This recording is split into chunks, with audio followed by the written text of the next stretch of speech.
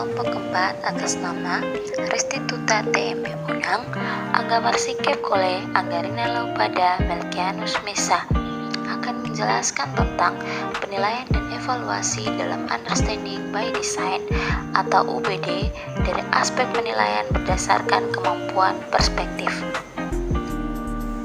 Yang pertama tentang konsep kriteria penilaian.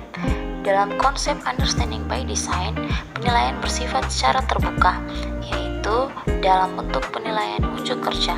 Proses evaluasi terhadap unjuk kerja peserta didik didasarkan pada penilaian melalui kriteria-kriteria tertentu.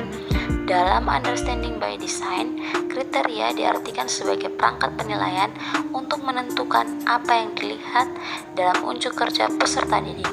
Kriteria digunakan untuk menentukan tingkat pemahaman peserta didik. Adapun penilaian dalam kerangka Understanding by Design terbagi menjadi 6 bentuk penilaian, yaitu penjelasan kriteria penilaian berupa akurat, koheren, dibenarkan, sistematis, dan prediktif. Interpretasi kriteria penilaiannya berupa bermakna, berbagai wawasan, signifikan, ilustrasi, dan membuat jelas. Yang berikutnya aplikasi. Kriteria penilaiannya berupa keefektifan, efisiensi, fasi, adaptif, dan anggun. Selanjutnya perspektif. Kriteria penilaiannya berupa kredibel, mengungkap, wawasan, masuk akal, dan tidak biasa. Selanjutnya empati. Kriteria penilaiannya berupa sensitif, terbuka, reseptif, perseptif, dan taktis. Dan yang terakhir yaitu pengetahuan diri. Kriteria penilaiannya berupa sadar diri, metakognitif, penyesuaian diri sendiri, reflektif, dan bijak. Yang berikut adalah aspek penilaian berdasarkan kemampuan perspektif. Kemampuan perspektif adalah kemampuan untuk melihat situasi atau konsep dari sudut pandang orang lain. Pengambilan perspektif lebih dominan menggunakan kemampuan berpikir. Perspektif juga berarti kemampuan untuk mempertimbangkan hal-hal dalam hubungannya satu sama lain secara akurat dan adil. Adapun kriteria penilaian berdasarkan kemampuan perspektif terdiri atas yang pertama adalah kredibel. Kredibel yaitu peserta didik dapat menyampaikan konsep dan pandangan yang dapat dipercaya berdasarkan pengetahuan, pengalaman, dan sumber-sumber yang terkait. Yang kedua adalah mengungkap. Mengungkap yaitu kemampuan peserta didik dalam menyampaikan informasi.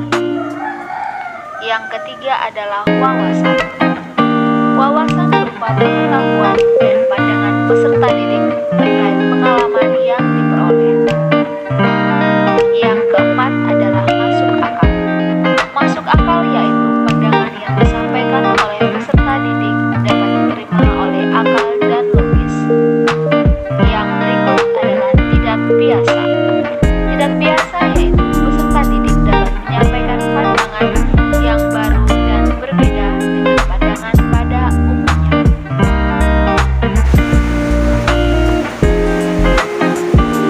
Rubrik penilaian kemampuan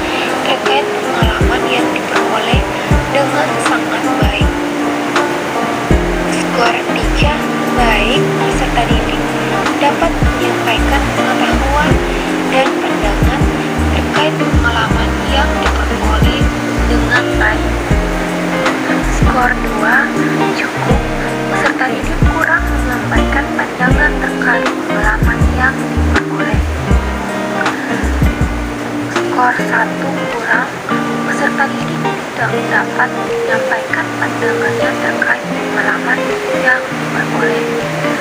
Kriteria yang berikut masuk akal. Peserta didik dapat menyampaikan pandangan tentang materi secara logis dan dapat diterima oleh akal dengan sangat baik. Kriteria 3 baik, peserta didik dapat menyampaikan pandangan tentang materi secara logis dengan baik. Skor 2 cukup, peserta didik hanya menyampaikan pandangan tentang materi. Skor 1 kurang, peserta didik tidak dapat menyampaikan pandangan tentang materi secara logis. Kriteria yang berikut tidak biasa. Dengan skor 4 sangat baik, peserta didik dapat menyampaikan pandangan yang baru dan berbeda dengan pandangan pada umumnya dengan sangat baik. Skor 3 baik, peserta didik menyampaikan pandangan pada umumnya. Skor 2 cukup, peserta didik hanya menyampaikan materi. Skor 1 kurang, peserta didik tidak menyampaikan pandangan. Sekian presentasi dari kelompok kami. Sekian dan terima kasih.